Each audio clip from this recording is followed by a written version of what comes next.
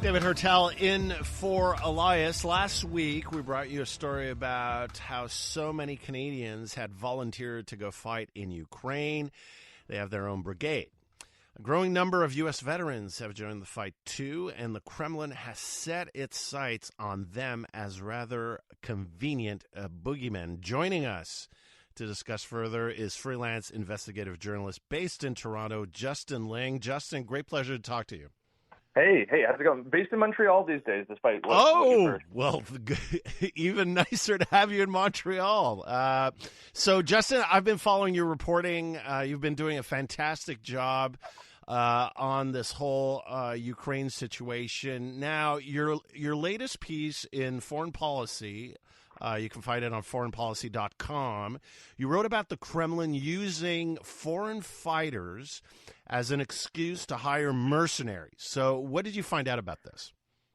Yeah, so we know going back several years now that Russia relies heavily itself on mercenaries, on private contractors, to the point where it has even sort of incorporated them into the state apparatus. It actually relies on some of these private military contractors to sort of do its bidding everywhere from the Central African Republic to Syria to, of course, Ukraine. Now, there have been rumors flying around and speculation and warnings, including from some of these private military contractors themselves, that they're heading to Ukraine and they've sort of intoned that things are going to get nasty when they arrive. As scrutiny has ramped up of that effort and as criticism has targeted that group who are believed to have committed war crimes in Syria and abroad, Russia has tried to deflect some of that attention, as they have done with many other things of this type, and have started pointing to Western volunteer units as basically their equivalent. They've started alleging that a particular group of U.S. veterans who may or may not be fighting in Ukraine, alleging that they are part of a plot to deliver chemical weapons into Ukraine, which obviously got my eyebrows raised because if you recognize that Russia often accuses its adversaries of doing what it itself intends to do, I think we ought to be very worried about what Russia has in store for Ukraine in the coming days and weeks. So this group, because I've seen certain reports, and one from you refer to these mercenaries, these Russian mercenaries. They're part of something called the Wagner Group. Is that correct? Yeah, that's right. So the Wagner Group is sort of a reference to to Wagner, the composer, kind of known neo-Nazi, classic Nazi sympathies, I suppose. The Wagner Group has been around for quite some time. Their name has sort of shifted and changed, but they're owned by a very prominent Russian oligarch with incredibly close ties to Putin. And it's sort of recognized that the way in which they operate is where Russia does not want to be officially involved, or where Russia wants certain jobs done that it as a state ought not to be tied to, it sends in the Wagner Group. Now, that could be everything from seizing oil and gas deposits or refineries and pilfering the proceeds, particularly in Syria, or that could be committing torture or committing, in some cases, torture that winds up on camera and posted online as a sort of propaganda tactic. And so you've actually seen them become sort of notorious and even proud of this. So a couple of years ago, in 2017, a video emerges of a number of Russian-speaking individuals. This will get quite graphic, I apologize, but beating to death Syrian men unarmed with sledgehammers and pickaxes. It's horrendous, grotesque, horrible video. But it is one that was posted almost triumphantly from social media accounts tied to this group.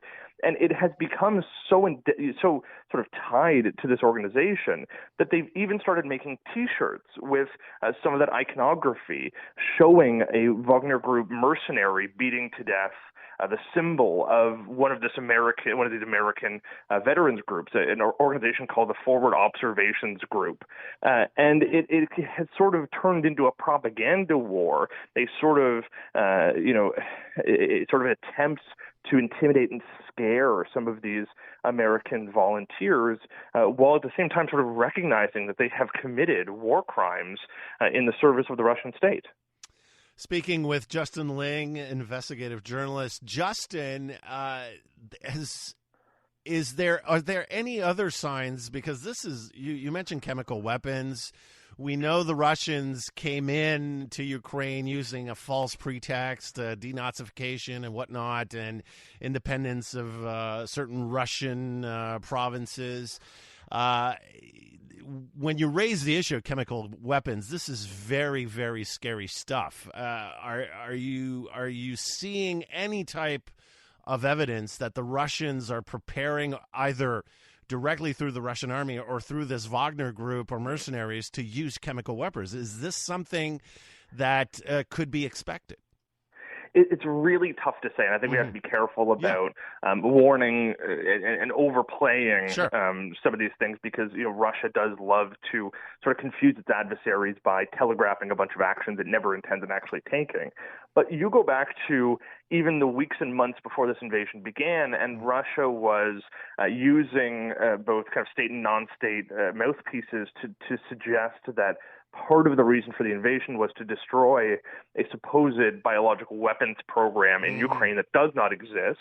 But nevertheless, there have been fears that Russia may try and unleash something like anthrax into a civilian population in order to blame Ukraine and the United States for running the secret program. That has not come to fruition yet, but the U.S. State Department has warned aggressively that it could be on the horizon.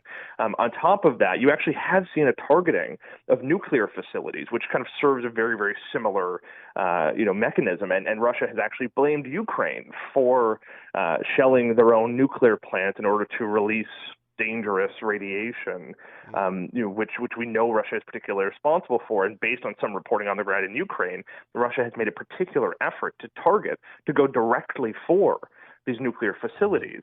And so when you consider both of those things, the possibility that chemical weapons is on the table as well seems to increase to some degree. We've not seen any evidence of it yet, but we do know that Russia has used white phosphorus, which is a less deadly type of chemical weapon, but nevertheless banned. We've known they've used white phosphorus before in the field. We know that they have allied closely with Bashar al-Assad in Syria, who has used dangerous chemical weapons against civilian populations. So it is not outside the realm of possibility that Russia could deploy any type of dangerous and banned non-conventional weapons in the field in Ukraine, especially as its efforts stall and sort of get mired in Ukrainian resistance.